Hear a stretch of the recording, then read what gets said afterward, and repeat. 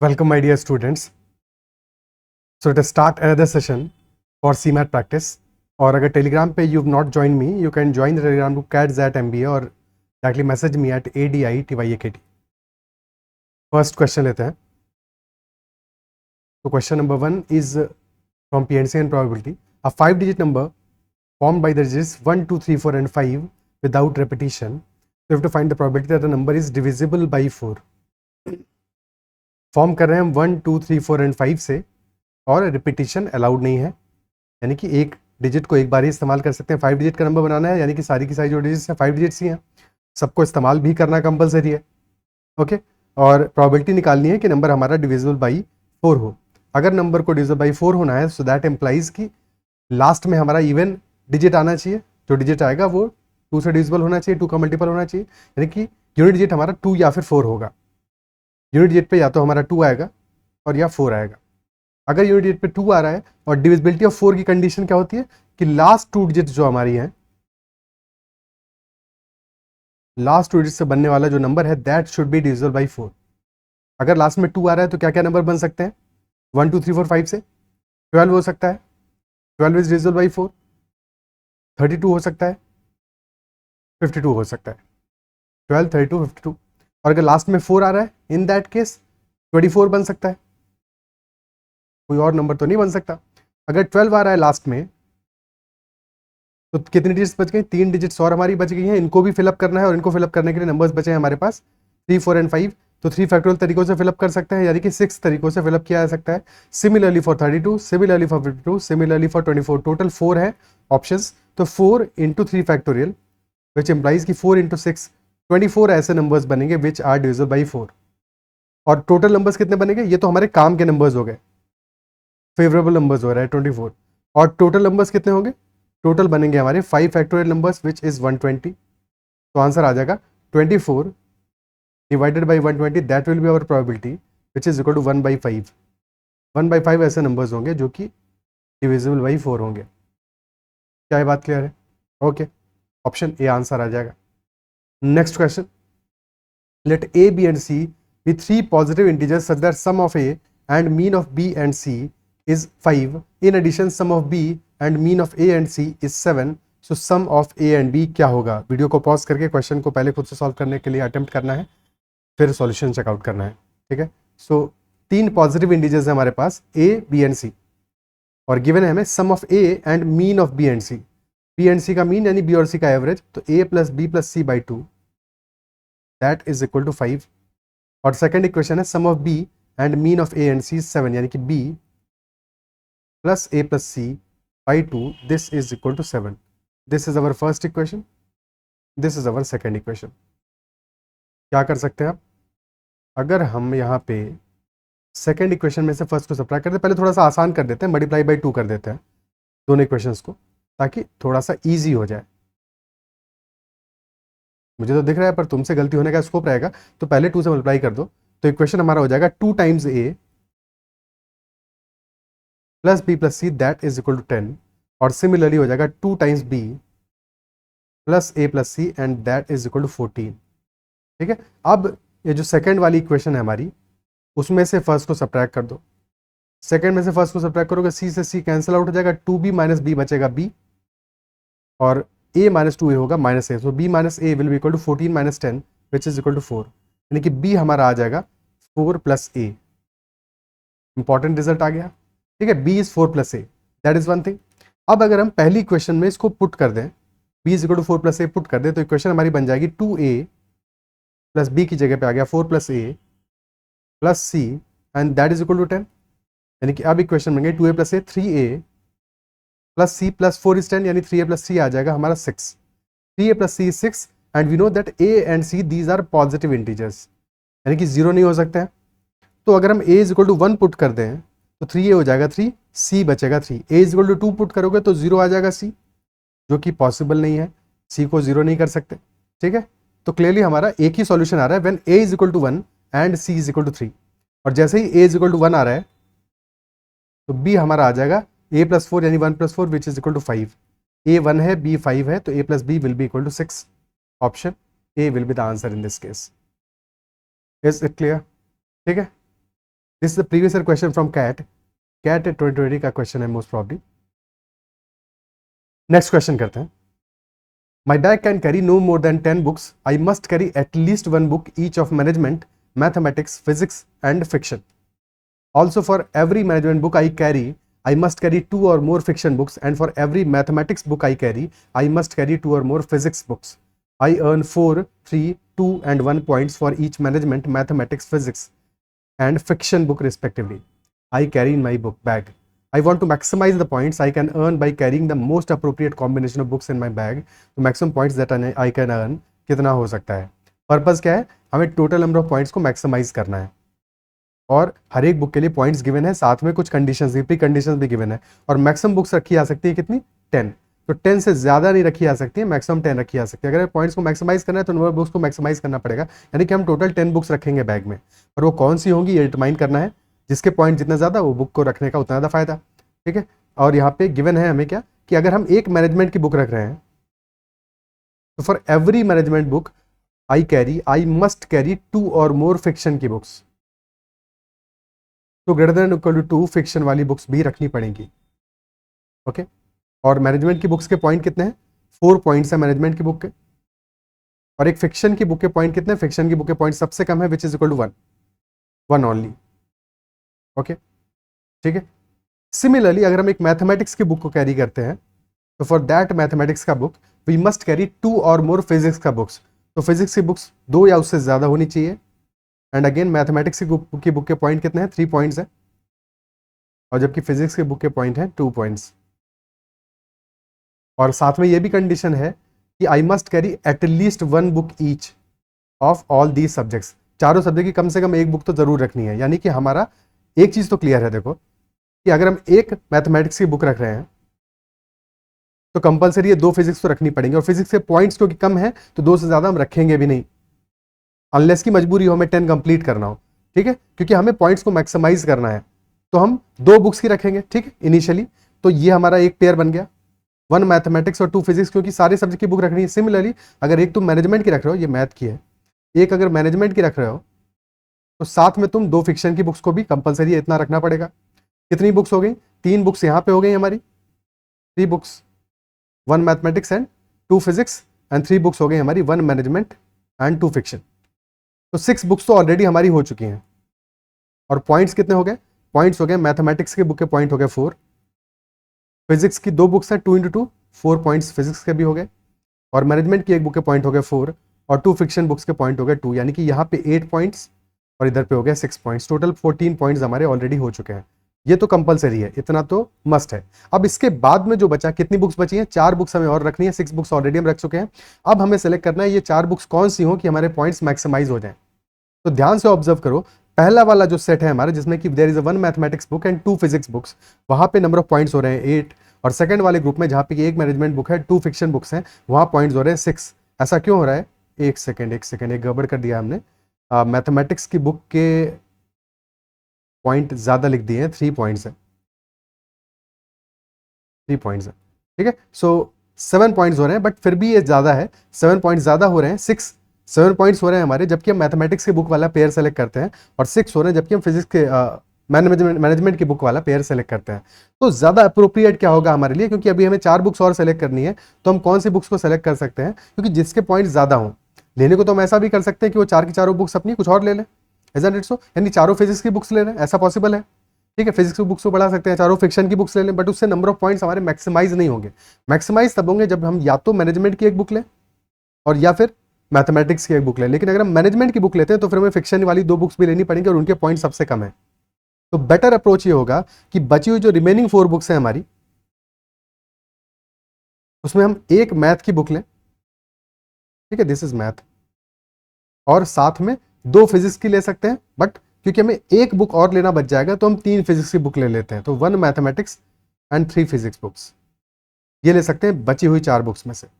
तो पॉइंट्स हो जाएंगे यहाँ पे 3 + 6, यानी कि 9 पॉइंट्स हो जाएंगे। तो टोटल पॉइंट्स हो गए हमारे 14, 7 + 6 13 + 9, ठीक है। सो 14 + 9 यानी कि नंबर ऑफ पॉइंट्स हो गए हमारे 23 पॉइंट्स, ओके। 6 पॉइंट्स हो गए हमारे एक मैनेजमेंट और 2 फिक्शन बुक के, ओके, और साथ में 7 पॉइंट्स हो गए, जबकि हमने एक मैथमेटिक्स की बुक ली और 2 फिजिक्स की बुक ली, 7 पॉइंट्स हो गए वहां पे। और फिर बची हुई 4 बुक्स में हमने एक मैथमेटिक्स की और 3 फिजिक्स की बुक्स ले ली, क्योंकि हम फिजिक्स की बुक्स 2 से ज़्यादा ले सकते हैं, कोई प्रॉब्लम नहीं है। तो नंबर ऑफ पॉइंट्स यहाँ पे हो जाएंगे 3 + 6 विच इज इक्वल टू 9। तो थर्ड 7 + 6 में एक और करेक्शन यहाँ पे करना था, वो नहीं किया, ठीक है। 13 पॉइंट्स हो रहे थे सम हमारा, बिकॉज 7 आ रहा था, पहले गलती से 8 लिख दिया था ना। 13 + 9 यानी टोटल पॉइंट्स हो जाएंगे 22। ऑप्शन सी हमारा आंसर आ जाएगा। Is it clear? ठीक है, जब भी हमें मैक्सिमाइज करना है तो हमेशा ये ऑब्जर्व करो कि कौन से पेयर से मैक्सिमाइज होने वाला है, क्या हमारा कंडीशन होना चाहिए जिससे कि चीज़ें मैक्सिमाइज होंगी। नंबर ऑफ बुक्स को मैक्सिमम रखोगे तभी मैक्सिमाइज होगा, तो नंबर ऑफ बुक्स तो 10 हो गया, वो तो पहले से ही क्लियर था। बाद में हमें कौन सा पेयर लेने में ज़्यादा बेनिफिट रहेगा ये है, ठीक है। बाकी पे हमने ऑप्शन डिस्कस किए थे कि ये भी कर सकते थे 4 फिजिक्स की बुक्स ले लेते, बट अगर 4 फिजिक्स की बुक्स लेते तो फिर 8 पॉइंट्स होते जो कि कम होते। तो इसलिए बेटर ऑप्शन है कि एक मैथमेटिक्स और 3 फिजिक्स की बुक्स ली, क्योंकि फिजिक्स की तो कितनी भी ले सकते थे, उसमें कंडीशन नहीं है, बट मैथ की जैसे ही बुक लोगे तो एक बुक के साथ में कम से कम 2 फिजिक्स की बुक्स को रखना पड़ेगा। That was the condition there. Okay, next question. In how many different ways can 3 distinct blue balls, 4 distinct black balls, and 2 distinct red balls be arranged so that the balls of the same color must be together? Same colour की सारी balls को हमें साथ में रखना है, यानी कि ब्लू कलर की बॉल्स जो रहेंगी वो सारी की सारी एक पेयर में साथ में रहेंगी। ब्लैक कलर्स की जो बॉल्स रहेंगी हमारी, वो सारी की सारी एक पेयर में साथ में रहेंगी। और सिमिलरली रेड कलर की जो बॉल है, ये सारी की सारी एक पेयर में रहेंगी, साथ में रहेंगी। बट ये आपस में तो अरेंज हो सकते हैं, यानी कि ऐसा हो सकता है पहले ब्लू कलर की बॉल्स हो, फिर ब्लैक बॉल्स हो, फिर रेड बॉल्स हो, या फिर ऐसा होता है पहले ब्लैक हो, फिर ब्लू हो, फिर रेड हो। तो यानी कि इन तीनों कलर्स को आपस में अरेंज कर सकते हो, बट एक कलर की सारी बॉल्स को साथ में ही अरेंज कर सकते हो, ठीक है। तो कलर्स का अरेंजमेंट कितनी तरह से हो सकता है? 3 कलर्स है हमारे पास, तो 3 फैक्टोरियल तरीकों से we can arrange the colours. Now colours को अरेंज कर लिया, अब कलर के अंदर की बॉल्स को अरेंज करना है। तो ब्लू बॉल्स है हमारी टोटल 3 फैक्टोरियल तरीके से अरेंज होंगी। सिमिलरली ब्लैक बॉल्स है हमारी 4, तो 4 फैक्टोरियल तरीके से अरेंज होंगी। और रेड बॉल है हमारी 2, तो 2 फैक्टोरियल तरीके से अरेंज होंगी। इन सबको मल्टीप्लाई कर दोगे, आंसर आ जाएगा 6 × 6 × 24 × 2, तो 36 × 48, या बेसिकली 36 है 12 × 3, 48 है 4 × 12, यानी कि 12 का क्यूब आ रहा है। तो answer will be 1728, option C. Okay, ठीक है, नेक्स्ट क्वेश्चन देखते हैं। The difference between simple interest and compound interest on a certain sum for 2 years at a certain rate of interest कितना है? That is ₹40। Difference between simple interest and compound interest on a certain sum for 2 years. The difference between simple interest and compound interest on the same sum for 3 years at the same rate of interest is ₹128. Rate of interest same है, but same rate of interest पे जो difference आ रहा है simple interest और compound interest में, that for 3 years is ₹128। तो question is asking what will be the sum, हमारा प्रिंसिपल अमाउंट क्या होगा, ठीक है। सो लेट अस से प्रिंसिपल अमाउंट हमारा P है, प्रिंसिपल अमाउंट P है हमारा। तो फर्स्ट ईयर में इंटरेस्ट हमको मिल रहा है, सिंपल इंटरेस्ट लेट अस से मिल रहा है कितना, x मान लेते हैं, ठीक है। सेकंड ईयर में सिंपल इंटरेस्ट कितना मिलेगा? x ही मिलेगा। थर्ड ईयर में सिंपल इंटरेस्ट कितना मिलेगा? x ही मिलेगा। सिंपल इंटरेस्ट तो चेंज नहीं होगा, तो सिंपल इंटरेस्ट तो हमारा सारे के सारे ईयर्स में सेम होगा। बट कंपाउंड इंटरेस्ट में क्या फर्क पड़ता है कि हमें इंटरेस्ट पे जो इंटरेस्ट मिलता है उसकी वजह से डिफरेंस आता है। और क्वेश्चन में गिवन है कि 2 years में जो डिफरेंस आ रहा है सिंपल इंटरेस्ट कंपाउंड इंटरेस्ट में, दैट इज 40। फर्स्ट ईयर में तो simple interest compound interest same ही रहेगा, ठीक है। सेकंड ईयर में जो पहले ईयर का सिंपल इंटरेस्ट है इस पे हमको मिलेगा interest, and that interest must be ₹40, इसीलिए तो डिफरेंस आ रहा है, isn't it so?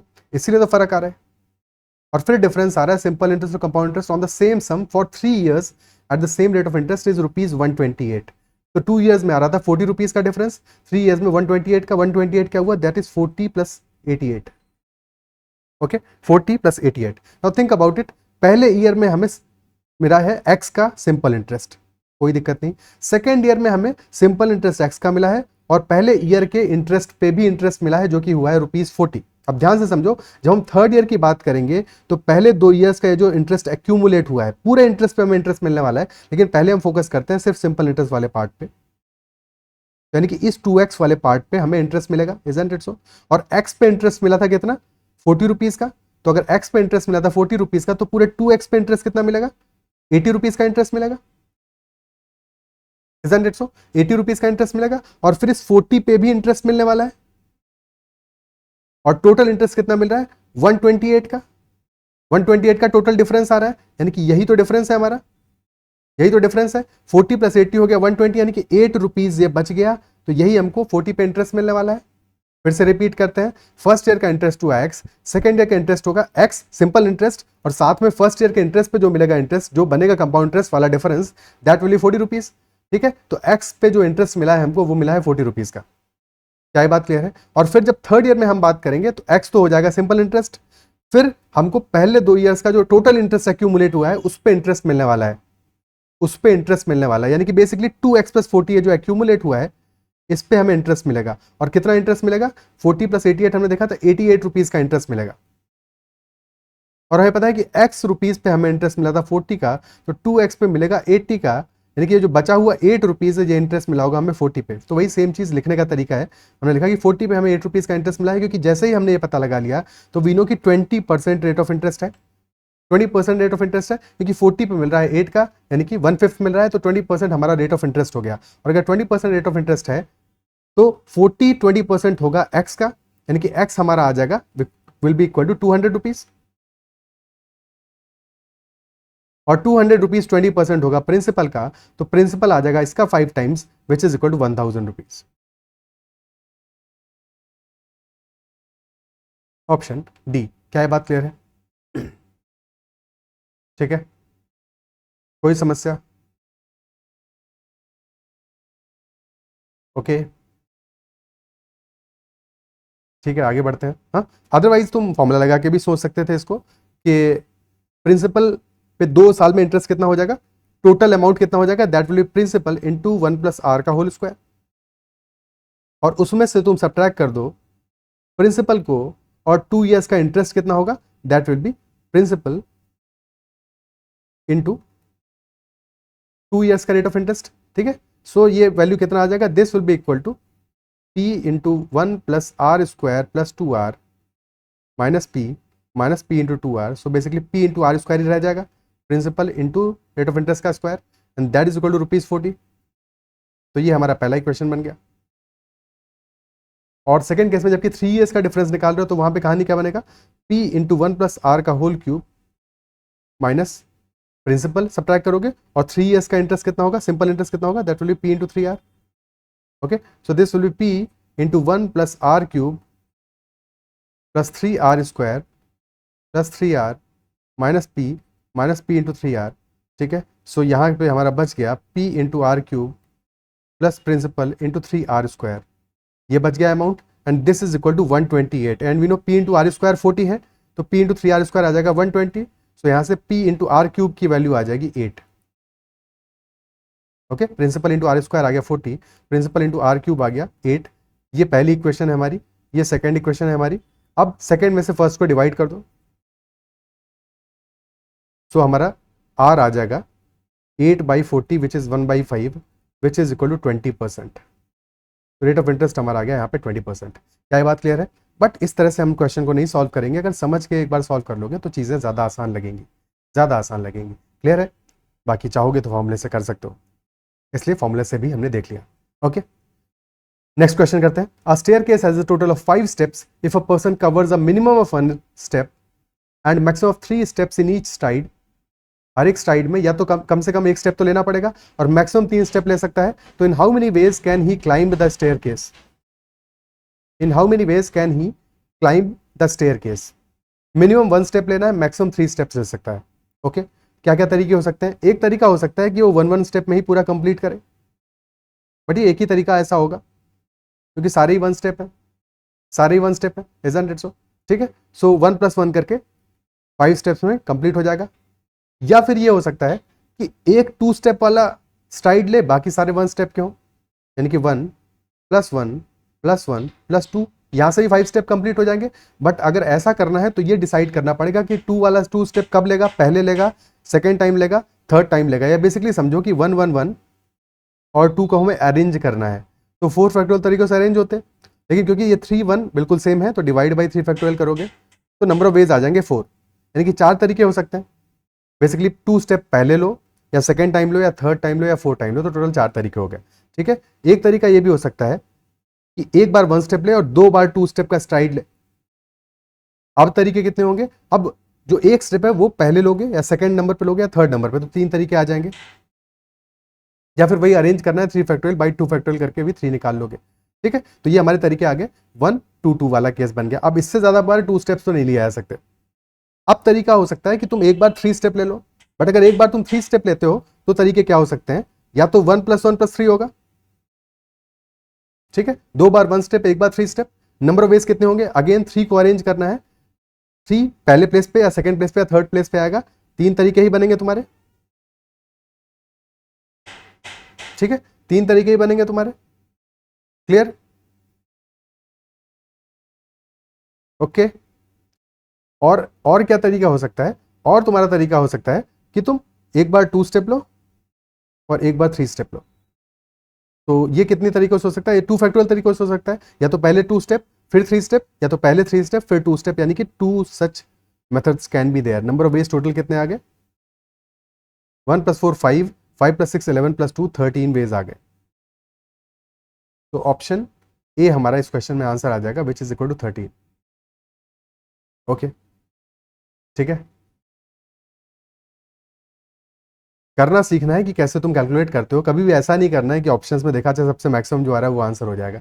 इस तरह की गलतियां या इस तरह के तुक्केबाजी बिल्कुल भी नहीं करनी है। ठीक है, एग्जाम में ये चीज़ें नुकसान करती हैं। अगला क्वेश्चन करते हैं। A class consist of 100 students, 25 of them are girls, of the students 20 are rich and rest are poor. 25 girls हैं और सारे स्टूडेंट्स में से 20 रिच हैं, बाकी पुअर हैं। 40 of the total are fair complexioned, यानी कि 40 फेयर कॉम्प्लेक्शन है और बाकी 60 जो है वो फेयर कॉम्प्लेक्शन नहीं है। क्वेश्चन कह रहा है the probability of selecting a fair complexion rich girl क्या होगा। Okay, and this is obviously assuming कि हम कंप्लीटली रैंडम सेलेक्ट कर रहे हैं और ये जो डिस्ट्रीब्यूशन है ये कंप्लीटली प्रॉपर है। ठीक है, ओके, सो सॉल्व करो इसको।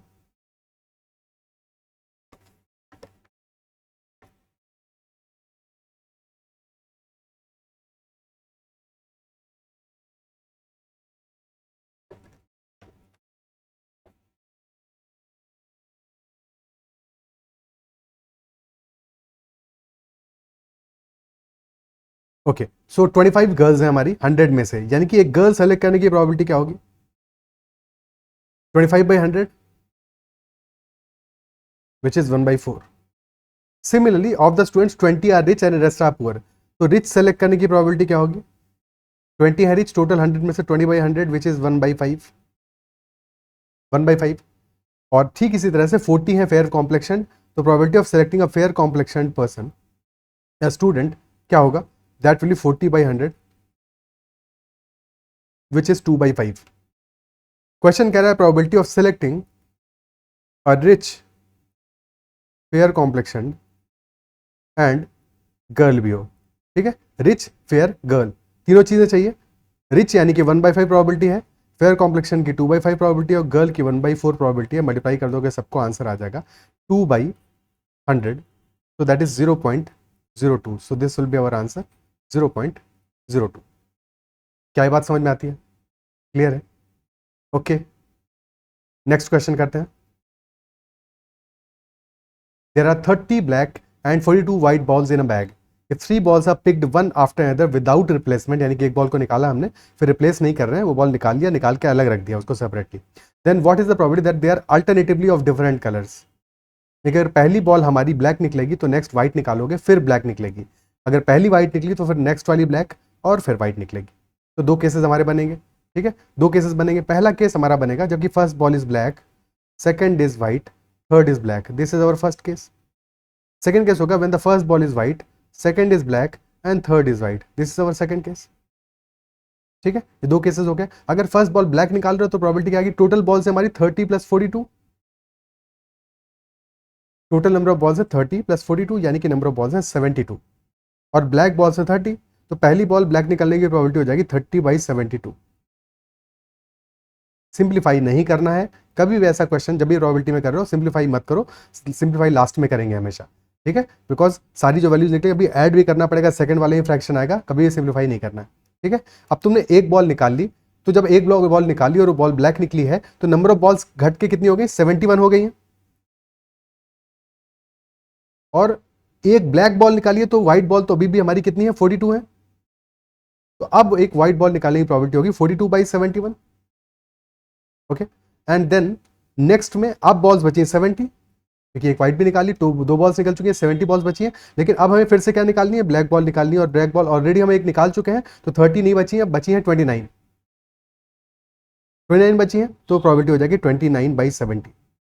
मल्टीप्लाई कर दोगे इन सबको तो ये हमारी प्रोबेबिलिटी आ गई, जबकि फर्स्ट ब्लैक, सेकंड व्हाइट और थर्ड ब्लैक। अब सिमिलरली फर्स्ट वाली व्हाइट निकालनी है, तो 42 व्हाइट बॉल्स है हमारे पास और टोटल बॉल्स है 72, प्रोबेबिलिटी हो जाएगी 42/72। और 30 ब्लैक बॉल्स है, सेकंड बॉल हमें निकालनी है ब्लैक, नंबर ऑफ बॉल्स बची है 71, तो 30/71 आ जाएगा। और अब व्हाइट बॉल्स बची है 41, टोटल बॉल्स बची है 70, तो प्रोबेबिलिटी व्हाइट बॉल निकालने की आ जाएगी 41/70। फिर से मल्टीप्लाई कर दोगे। अब ये पहले वाला केस और दूसरे वाले केस को हम कर देंगे ऐड। ओके, जैसे ही ऐड करेंगे, डिनोमिनेटर तो सेम ही है दोनों में, क्योंकि उसको हमने बिल्कुल भी नहीं छेड़ा है, तो 72 × 70 × 71 × 70 आ जाएगा। और 30 × 42 दोनों में आ रहा है, तो इसको कॉमन ले लोगे, तो अंदर बच जाएगा 29 + 41। ओके, ठीक है, 29 + 41 बच गया। 29 + 41 कितना हुआ, that is also equal to 70। तो ये आ गया 30 × 42 × 70, और डिनोमिनेटर में भी 70 आ ही रहा है, तो 70 तो स्ट्रेट अवे कैंसिल आउट हो जाएगा, सीधे सीधे कैंसिल आउट हो जाएगा। 71 कैंसिल आउट होना ही नहीं है, हो ही नहीं सकता, क्योंकि वो प्राइम नंबर है। बट और क्या हम कैंसिल कर सकते हैं, अगर हम 6 से काटें, यहाँ पे बचेगा 7, नीचे बचेगा 12, अगेन 6 से काटेंगे, नीचे बचेगा 2, ऊपर बचेगा 5, तो 5 × 7 हो गया 35, और नीचे बचा 71 × 2 विच इज़ 142, तो 35 divided by 142, this will be our answer. Option b answer आ जाएगा, 35/142। क्या ये बात क्लियर है? ठीक है, आई बिलीव सेशन में सारे क्वेश्चन समझ में आ रहे होंगे और कहीं पे भी दिक्कत नहीं आ रहा होगा। किसी भी क्वेश्चन में कहीं पे प्रॉब्लम आ रहा है, डाउट आ रहा है, तो कमेंट जरूर मेंशन करना, I will try to resolve that as well. Okay, ठीक है, और अगर सेशन पसंद आ रहा है तो उसको लाइक जरूर करना है, अब तक चैनल सब्सक्राइब अगर नहीं किया है तो जरूर कर लेना।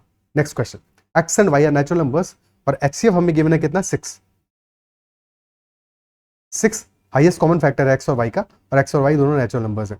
तो क्या हम लिख सकते हैं, अगर कभी हमें highest common factor HCF given है, तो अगर हमें एच है एचसीएफ हमारा, तो हम लिख सकते हैं कि एक्स हमारा एच ए हो जाएगा, वाई हो जाएगा एच बी, यानी कि highest common factor multiplied by some other factor. ठीक है, दोनों केसेस में एक्स और वाई को हम ऐसे एज्यूम कर सकते हैं। तो यहाँ पे हम मान सकते हैं कि हमारा एक्स आ जाएगा 6a, वाई आ जाएगा 6b, और साथ में कह रहा है क्वेश्चन हमारा y by x is equal to 1.8, y by x आ रहा है 1.8, और 1.8 को हम क्या लिख सकते हैं, 18/10, या और सिंप्लीफाई करके दिस विल बी 9/5। वाई और एक्स की वैल्यू पुट कर दोगे, सो ये बेसिकली हमारा आ गया। ठीक है, वाई बाई एक्स आ रहा है 9/5, या फिर नहीं पुट करोगे तो भी काम चलेगा तुम्हारा। बेसिकली क्या है, वाई और एक्स का जो रेशियो है, सिंप्लीफाइड रेशियो आ रहा है 9 और 5 का, और हमारा कॉमन फैक्टर क्या है, 6 का कॉमन फैक्टर है वाई और एक्स में। तो अगर तुम 6 से मल्टीप्लाई कर देते हो दोनों को, तो वाई हमारा आ जाएगा 9 × 6 = 54, और एक्स आ जाएगा 30। वाई आ जाएगा 54, एक्स आ जाएगा 30। क्वेश्चन पूछ रहा है एक्स इंटू वाई क्या होगा, तो दैट विल बी 30 × 54। 6 से मल्टीप्लाई इसलिए किया बिकॉज 6 तो हमारा हाईएस्ट कॉमन फैक्टर था दोनों का ही। ठीक है, तो रेशियो जब निकालोगे वाई और एक्स का, डिवाइड करोगे वाई से एक्स, तब तो रेशियो तो कैंसिल आउट हो जाएगा, हाईएस्ट कॉमन फैक्टर तो कैंसिल आउट हो जाएगा, क्योंकि दोनों में ही आ रहा है। ठीक है, दैट इज वाई 30 × 54 हमारा आ गया 1620, यानी कि जो एक्स और वाई का मल्टीप्लिकेशन है दैट विल बी 1620। ऐसे भी जब हमने किया तो इसको भी देखते हैं, तो वाई बाई एक्स जैसे ही करोगे तो होगा 6b/6a, 6 से 6 कैंसिल आउट हो जाएगा, बच जाएगा सिर्फ और सिर्फ b/a। तो b/a की वैल्यू हमारी आ गई 9/5। ठीक है, अब दिमाग में एक डाउट आ सकता है, और वो डाउट नेचुरल भी है, ये आ सकता है कि हमारा 9/5 आ गया, चलो ठीक है, पर 18/10 हो तो क्या प्रॉब्लम है, ये आ सकता है डाउट, है कि नहीं, कि 18/10 हो तो 18 × 6 भी तो हमारा वाई हो सकता है, 10 × 6 भी तो हमारा एक्स हो सकता है। बिल्कुल ऐसा दिमाग में सोच आ सकती है, बट देखो ऐसा क्यों नहीं होगा ये समझते हैं। ऐसा इसलिए नहीं होगा क्योंकि जैसे ही तुम्हारे दिमाग में ये सोच आई कि वाई हमारा है 18 × 6 और एक्स है 10 × 6, आप सोचो कि यहाँ पे एचसीएफ क्या आएगा हमारा, क्या एचसीएफ सिर्फ 6 आएगा, 6 तो आएगा ही आएगा, साथ में देखो 10 और 18 में 2 और भी तो कॉमन है, तो यानी कि हमारा एचसीएफ 12 हो जाएगा, 6 नहीं बचेगा। और ऐसा क्यों हुआ, क्योंकि एडिशनल हमने जो 2 वाला फैक्टर सिंप्लीफाई करके काटा नहीं है, ये एडिशनल फैक्टर हमें परेशान करेगा, हमारे हाईएस्ट कॉमन फैक्टर को ही चेंज कर देगा।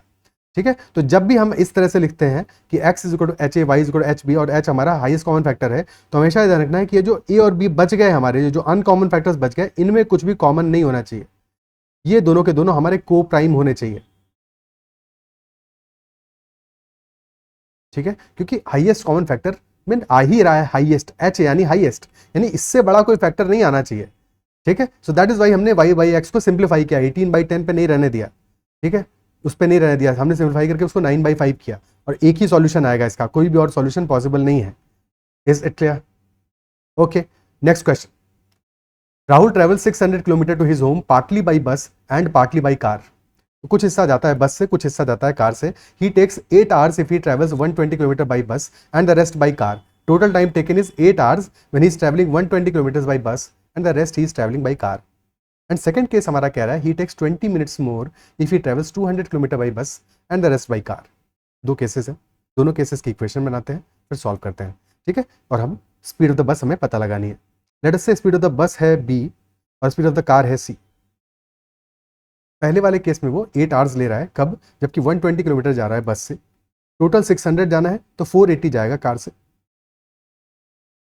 120 बस से 480 जाएगा कार से। बस की स्पीड है b, कार की स्पीड है c, तो 120 बाई b टाइम लगेगा, डिस्टेंस बाई स्पीड इतना टाइम लगेगा। टोटल टाइम कितना है? 8 है, तो पहली इक्वेशन बन गई this is equal to 8। Second case में वो 200 किलोमीटर बस से जा रहा है, तो इक्वेशन बनेगी 200 by b plus 400 by c, और टाइम लग रहा है 20 मिनट्स ज़्यादा, यानी कि 1/3 टाइम ज़्यादा लग रहा है। तो 8 एंड 1/3 इतना टाइम लग रहा है। ये this is our second equation. अब हमें निकालनी है b की वैल्यू, तो कोशिश करेंगे कि इसको c को हम उड़ा दें, c को एलिमिनेट कर दें। पहले वाले केस में वैल्यू क्या आ रहा है? c से 480 बाई c हम कर रहे हैं, और सेकंड वाले केस में कर रहे हैं 400 बाई c।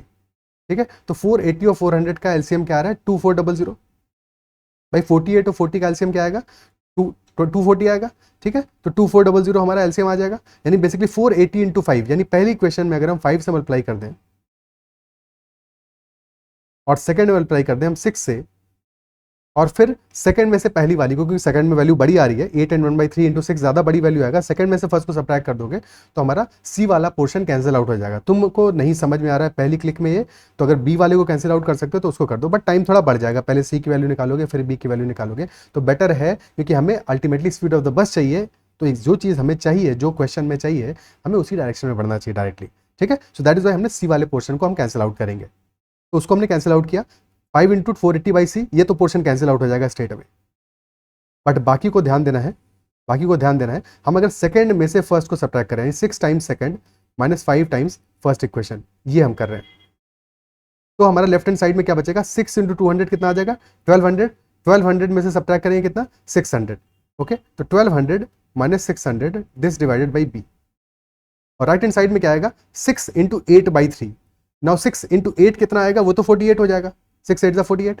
ठीक है, और 6 इंटू 1/3 कितना होगा? दैट विल बी 2, तो 48 प्लस 2, और माइनस करेंगे हम 5 इंटू 8 दैट इज 40, यानी कि 48 प्लस 2 विच इज 50, 50 माइनस 40 आ गया। इक्वेशन हमारी बन गई 600 by b and that is equal to 10, तो यहाँ से बी हमारा आ जाएगा 600 बाई 10, यानी कि 60 किलोमीटर पर आवर। तो this will be our answer 60 kilometre per hour, option B. Bus की स्पीड पूछी थी, अगर कार की स्पीड पूछता तो फिर इसके बाद हम कार की स्पीड निकाल लेते हैं। क्लियर? ओके, ठीक है, नेक्स्ट क्वेश्चन करते हैं। The compound interest on a sum at a certain rate of interest for 2 years is ₹5520। तो 2 years में कंपाउंड इंटरेस्ट कितना है? 5520 का। If the same sum is lent at the same rate of simple interest, in that case interest for 3 years is ₹7200, so we have to find the rate of interest, कितना होगा? Okay, तो सबसे पहले simple interest ज़्यादा simple होता है, उसके बारे में बात कर लेते हैं। 3 years का सिंपल इंटरेस्ट हमें गिवन है। 3 years का सिंपल इंटरेस्ट कितना है? That is 7200। तो यानी कि 1 year का सिंपल इंटरेस्ट पर ईयर कितना आ जाएगा? 7200 divided by 3 which is 2400 rupees, ये आ गया। फिर हमें क्वेश्चन कह रहा है compound interest on a certain sum for 2 years that is 5520। तो समझने की बात है, अगर हमारा प्रिंसिपल पी है, फर्स्ट ईयर का इंटरेस्ट कितना है? 2400 रुपीज। सेकेंड ईयर का सिंपल इंटरेस्ट कितना होगा? 2400 होगा, लेकिन हमको कंपाउंड इंटरेस्ट के केस में क्या है? इंटरेस्ट पे भी इंटरेस्ट मिलेगा, इजंट इट सो? वही तो डिफरेंस होगा सिंपल इंटरेस्ट कंपाउंड इंटरेस्ट का, और टोटल हमारा इंटरेस्ट आ रहा है 5520, जबकि 2 years का सिंपल इंटरेस्ट है 4800।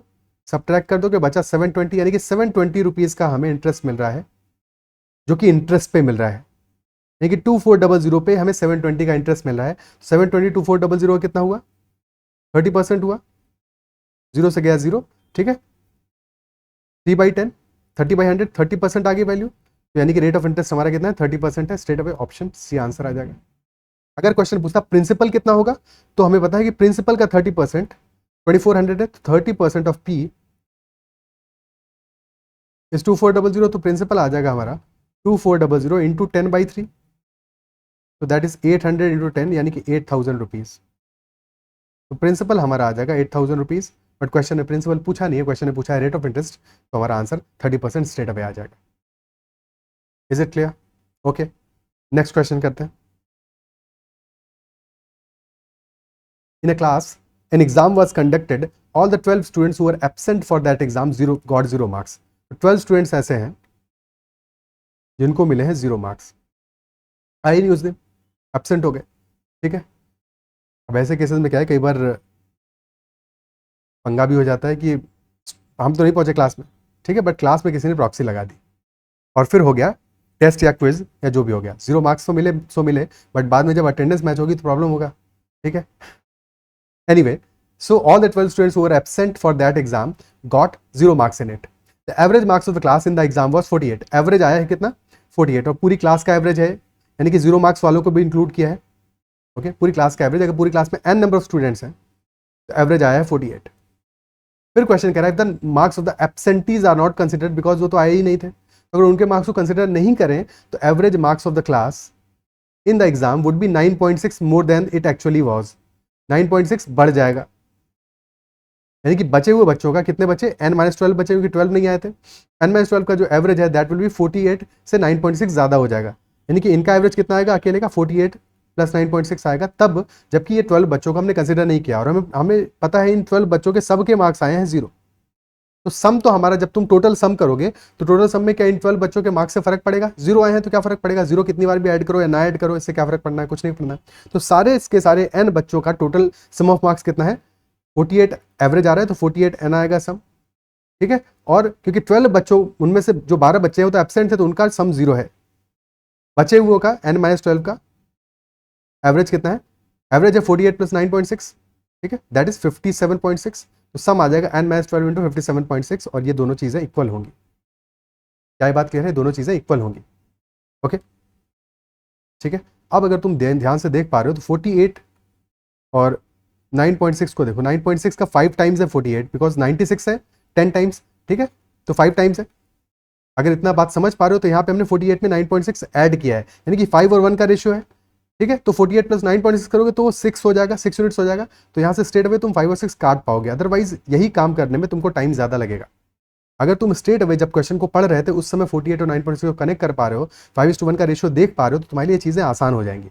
अदरवाइज तुम इसी काम को करने में समय ज़्यादा लगा दोगे, ठीक है। तो जैसे ही तुमने सीधे सीधे कट कर दिया तो अब हमें दिख गया 5n is equal to n-12 into 6 which is equal to 6n minus 72, तो यहाँ से n इज इक्वल टू 72 आ जाएगा और क्वेश्चन हो जाएगा सॉल्व। ऑप्शन ए आंसर आ जाएगा। क्या बात क्लियर है? ठीक है। और अगर ये बात तुम शुरू में ही देख पाए थे तो इतना भी करने की जरूरत नहीं पड़ेगी, क्योंकि तुम शुरू में ही देख पाए थे तो ये समझ पाओगे कि 48 यानी कि 5x मार्क्स आए सारे n बच्चों के, और जब n-12 के मार्क्स कंसिडर किए तो 6x है, ठीक है। तो वैसे ही सीधे सॉल्व कर लोगे। क्या बात क्लियर? ठीक है, ओके, नेक्स्ट क्वेश्चन करते हैं। 2 candles of same height are lighted at the same time. Height same है दोनों कैंडल्स की, तो सेम टाइम पे उनको हमने लाइट किया। The first is consumed in 3 hours. पहली वाली कैंडल चलती है 3 आवर्स के लिए और सेकंड वाली कैंडल चलती है 2 आवर्स के लिए। Assuming that each candle burns at a constant rate, in how many hours after being lighted the ratio between the height of the first candle and the second candle becomes 2:1। तो height हमें बनानी है कितनी? 2:1 बनानी है। कितनी देर बाद बनेगी ये हमें पता नहीं है, बट ये पता लगाना है, ठीक है। पहली चीज तो ऐसे किसी क्वेश्चन में तुम्हें ये समझ में आना चाहिए कि हमारा जो आंसर ऑप्शन होगा वो डेफिनेटली, एक कैंडल हमारी 3 आवर के बाद में खत्म हो जा रही, दूसरी 2 आवर्स के बाद में खत्म हो जा रही, तो हमारे जो आंसर ऑप्शन होगा वो 2 आवर्स से छोटा होना चाहिए, क्योंकि 2 आवर्स के बाद में एक कैंडल का हाइट तो 0 हो जाएगा। सारे के सारे आंसर ऑप्शन जो दिए हैं वो तो 2 आवर से छोटे हैं, बट कभी कभी ऐसा भी होगा एग्जाम में कि कोई आंसर ऑप्शन तुम्हारा 2 आवर से बड़ा आंसर ऑप्शन हो, तो वो तो डेफिनेटली गलत आंसर होगा। क्या ये बात समझ पा रहे हो? ठीक है, सबसे पहली बात ये समझ में आनी चाहिए कि डेफिनेटली हमारा जो आंसर ऑप्शन है वो 2 आवर से छोटा होगा। अब तुम आंसर ऑप्शन से भी जा सकते हो, पर प्रॉपर मेथड समझ में आना जरूरी है, इसलिए पहले हम प्रॉपर मेथड को समझेंगे, कैसे ऐसे क्वेश्चन को सॉल्व करेंगे, उसके बाद आंसर ऑप्शंस को भी चेक कर लेंगे कि आंसर ऑप्शन से जाएंगे तो कैसे जाएंगे। ओके, बिकॉज वैल्यू सिंपल है, आंसर ऑप्शन से भी जाया जा सकता है।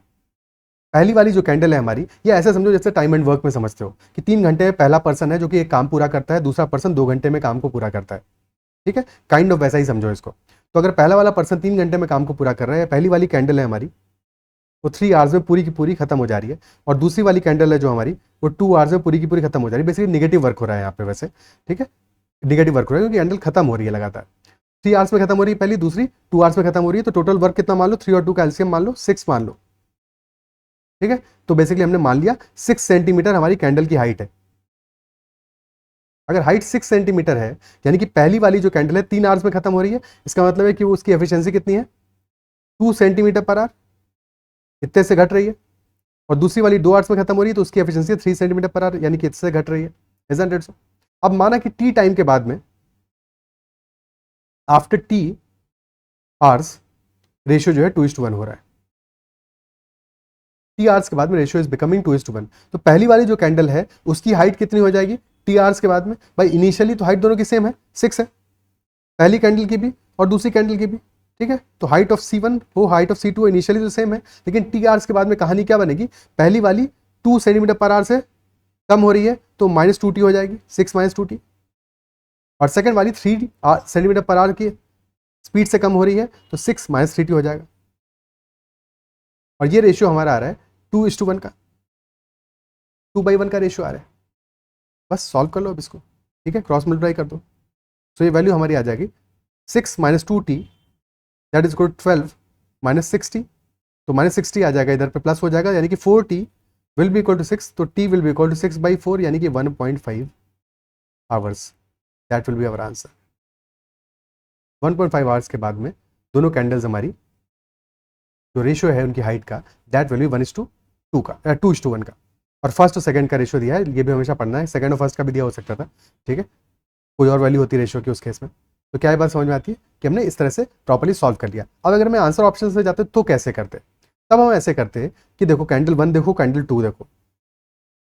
अब लेटेस्ट से हमने आंसर ऑप्शन सी को पहले चेक किया, सी में दिया है 1 आवर। 1 आवर के बाद में क्या होगा, पहली कैंडल 3 आवर में पूरी कंप्लीट खत्म हो रही है, 1 आवर में कितनी खत्म होगी, 1/3 खत्म हो जाएगी। 1/3 खत्म हो जाएगी, बचेगी कितनी, 2 आवर्स की बचेगी, 2/3 बचेगी। भाई 1 आवर के बाद में 2 आवर्स की बची, टोटल 3 आवर्स में खत्म होगी, 2/3 बचेगी।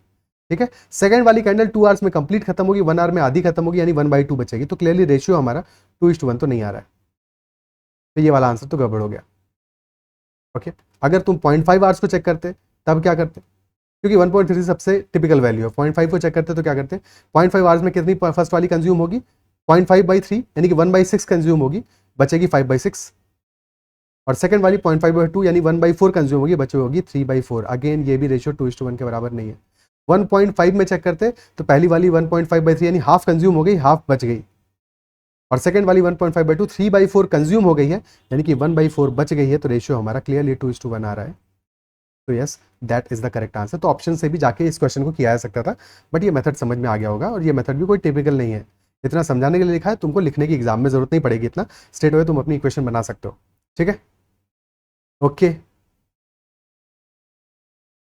Next question, the driver of a car driving at a speed of 38 kilometre per hour locates a bus 40 metres ahead of him. तो एक बस जा रही है उस ड्राइवर से, ठीक है, कार में एक ड्राइवर बैठा हुआ है। ओके, वो कार में बैठा हुआ है और वो देख रहा है कि उससे 40 मीटर्स आगे बस जा रही है।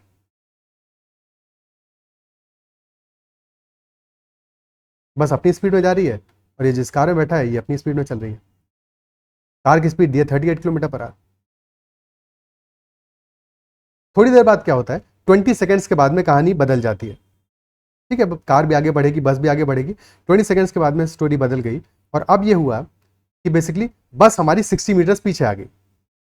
ठीक है, 60 मीटर्स पीछे आ गई, बट हम रिलेटिव स्पीड में देखेंगे तो थोड़ा सा ज़्यादा हमें बेहतर समझ में आएगा। इसे डायग्राम को वहीं पर रखते हैं जहाँ पे पहले था। ठीक है, क्योंकि हमें टोटल देखना है रिलेटिवली क्या फ़र्क पड़ा। तो हमारी कार मान लो उसी जगह पे हमने रख ली। ठीक है, ये बंदा यहीं बैठा हुआ है और बस हमारी पहुंच गई है कहाँ, बस अब हो गई है 60 मीटर्स पीछे। या तो बस अभी भी आगे रही है, कार भी आगे जा रही है, लेकिन कार की स्पीड बस से ज़्यादा है, तो पहले कार से बस 40 मीटर्स आगे थी और अब बस हो गई है 60 मीटर्स पीछे। यानी इफेक्टिवली क्या फ़र्क पड़ा कि रिलेटिवली अगर हम ऑब्जर्व करें तो 100 मीटर्स कार आगे चली गई, ठीक है, 100 मीटर्स कार आगे चली गई। एक तरह से अगर बस रुकी रहती तो कार ने 100 मीटर्स का डिस्टेंस ट्रेवल किया, लेकिन ना तो बस रुकी है ना कार रुकी है, दोनों चल रही हैं, बट बस से कार की स्पीड ज़्यादा है, दैट इज़ वाई कार ने बस को क्रॉस कर दिया, ठीक है। तो रिलेटिव स्पीड क्या आएगी यहाँ पे, सेम डायरेक्शन में दोनों जा रही है भाई, बस भी आगे जा रही है और कार भी आगे जा रही है, ठीक है, बस और कार दोनों ही आगे जा रही हैं, ओके। और तो रिलेटिव स्पीड क्या आ जाएगी, कार की स्पीड जो कि है 38 किलोमीटर पर आवर माइनस बस की स्पीड जो कि हमें पता नहीं है, this will be our relative speed, okay.